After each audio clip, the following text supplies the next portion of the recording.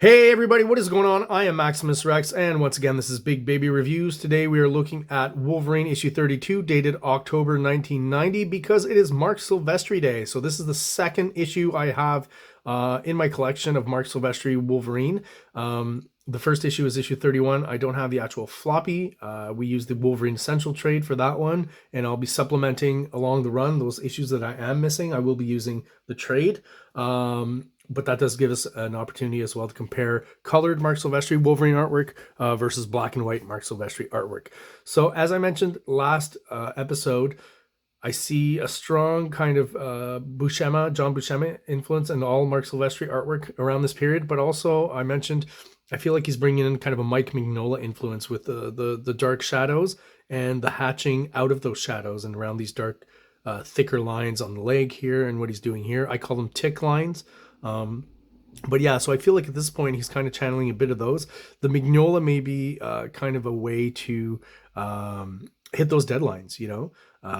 When you fill things with black, obviously it takes less time, it's less intricate artwork and detailing and stuff, so it's definitely a good idea, and Mignola was a pro at that, so definitely working some of those tricks into your own artwork in this case I think helps hit those deadlines and keep things moving fairly quickly.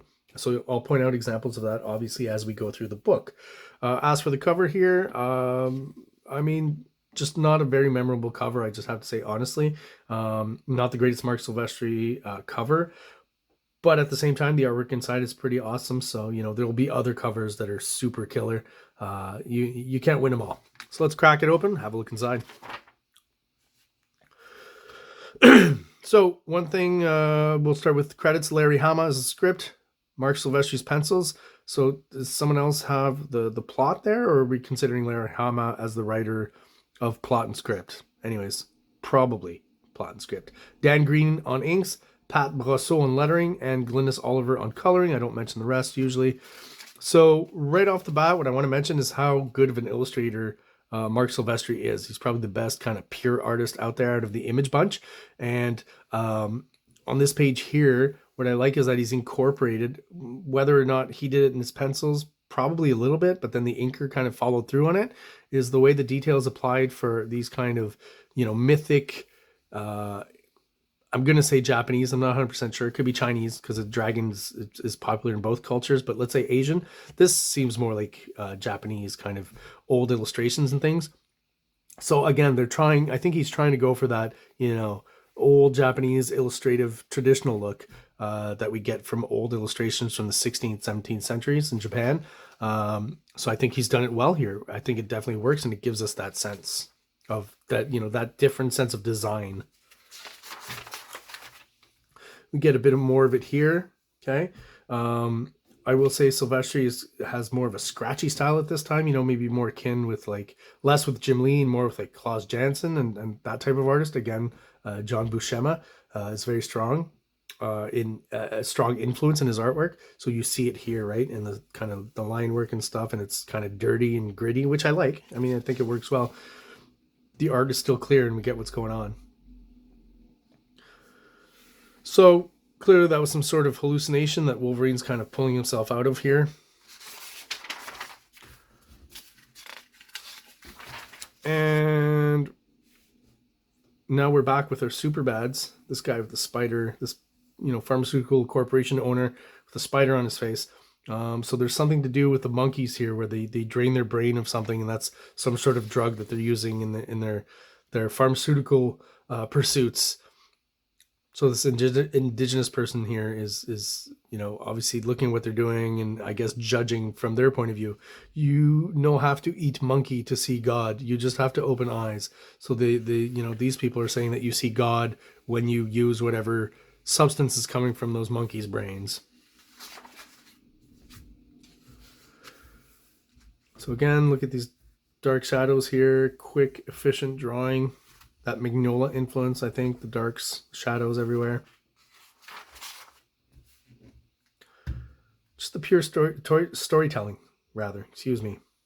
You know, the simpleness of the lines, the clean, effective strokes. This all screams like it's done very quickly, right? But again, whether it is or not, it's just very effective, right? Just a bit of an ink splotch down here for the road, and that's all you need. with the open panel there. Works perfectly. Love this panel. Wolverine smoking a cigar. Love it.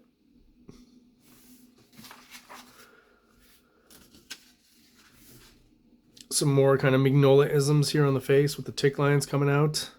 More of it here as well. I definitely feel like that's a very, at least for this period, Mignola kind of texture. You know, late 80s, early 90s Mignola. Economy of backgrounds too. He's smart, just like, you know, whoop, I'll throw in a corner here so I don't have to draw too much. You know, don't need it here. We're using, you know, darks and lights for effect here. Same here, right? Good tricks, a little bit of a cast shadow. We can move on. We don't have to add any backgrounds. More examples of that here, right? Just super simple, effective backgrounds, quickly drawn, moving on, right? But doesn't affect the storytelling in any way.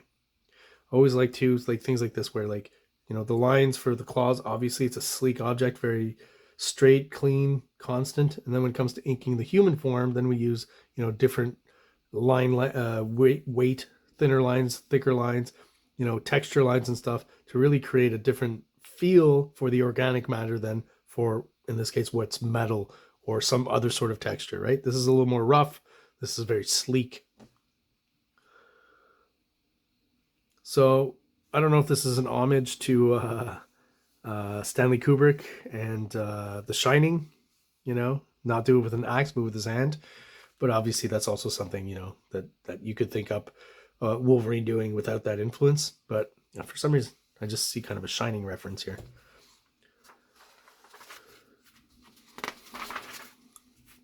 So Wolverine's been stabbed in the chest.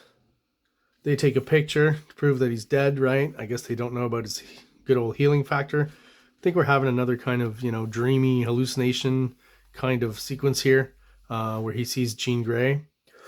Excuse me, summer cold. Really like this here, pretty much an abstract panel. We get a bit of Wolverine's figure here, but everything else is very spacey and abstract, which is cool. I always like cosmic stuff when it's done well. And you even have a bit of Kirby Crackle or Silvestri's version of Kirby Crackle here. This drawing here, I just want to point out, in a weird way, I might be wrong, but, you know, when Silvestri draws from this angle and the way he does the nose and the mouth and stuff, I almost feel like Liefeld is kind of, has seen a few of these drawings from this angle, or maybe this one specifically. And, you know, I reviewed Nick Fury, Agent of S.H.I.E.L.D., not Nick Fury, excuse me, Wolverine, Agent of S.H.I.E.L.D., the What The issue, a few episodes ago. And, you know, that upshot of Wolverine's face on the cover is just kind of a not as great version of this, I feel. The mouth and the nose especially. Could be wrong, but we know Rob Liefeld tends to, you know, gather inspiration from all the artists around him and stuff. Not that that's wrong, that's fine. And try to incorporate some of that into his own artwork. We all do that if we're smart. So Jean pointing to his chest there, obviously there's, you know, in the real world, there's somewhat of an issue there where he's got the sword in his chest. So I guess that as he comes to, he's able to pull it out and then start the healing process, right? And those other characters we've seen, if I'm not mistaken, yeah, they're meeting up with the big baddie, right? Love this panel here of the big baddie with the, you know, the saliva from teeth to teeth, top to bottom, stalagmites and stalactites, I guess. And again, that kind of dark Mike Mignola shadows on the side here. So they meet up with these characters that were fighting Wolverine. They're given that picture of the sword through the chest to prove that Wolverine's dead. Now I'm wondering if there's a piece of like debris here in front of the sword before it hits Wolverine. Is that because there's some sort of they're still using the comics code at that point, and for some reason you can't show, I know you can't show exit points of pointy weapons, but maybe you can't show the entry point as well. I might be wrong with that. Maybe it's to cover up the blood. I don't know. That feels like a comics code kind of thing you would do, especially for Wolverine with a character that you know would survive that. And if you just want to bring a bit of attention to the inking and the finish kind of on these hands, how quickly they were drawn, but how much energy is contained within those hands, and fairly, you know, anatomically at least, fairly realistically drawn, right? Lots of shadows and you know, graphic kind of qualities added to it, but overall the hands and the posture and stuff are pretty realistic. And also I just like the energy and the lines used on those hands.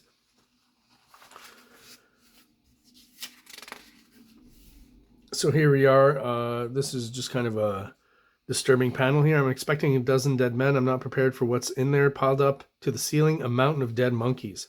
Right? Ooh, kind of gruesome. Why would anybody do this? They killed the little people of the forest so that they could eat their brains. They said that by eating the brains, they could see God, as we talked about earlier, right? So Wolverine's figuring out what's going on. The men that did this, where are they?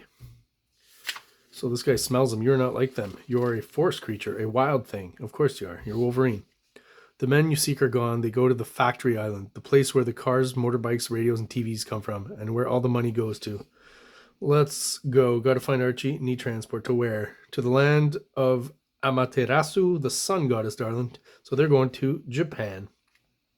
And this issue is to be continued. And obviously we will look at the next part in the next episode, focusing on Marc Silvestri. So Wolverine number 32. Do you like it? Do you enjoy it? Do you like the artwork? Comment if you can. And please like and subscribe. That's what keeps these videos coming. Thank you so much for your time and your energy. Thank you. Everyone have a great day. Like! Subscribe! Like! Subscribe!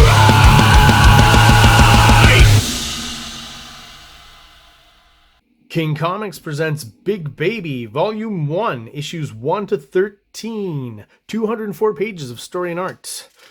King Comics also presents Star Crasher one-shot, 32 pages. Cosmic sci-fi surrealist adventure. You can find these fine comics at kingcomics.ca, at MaximusRex13 on Instagram, or on Facebook, MaxRex or Big Baby.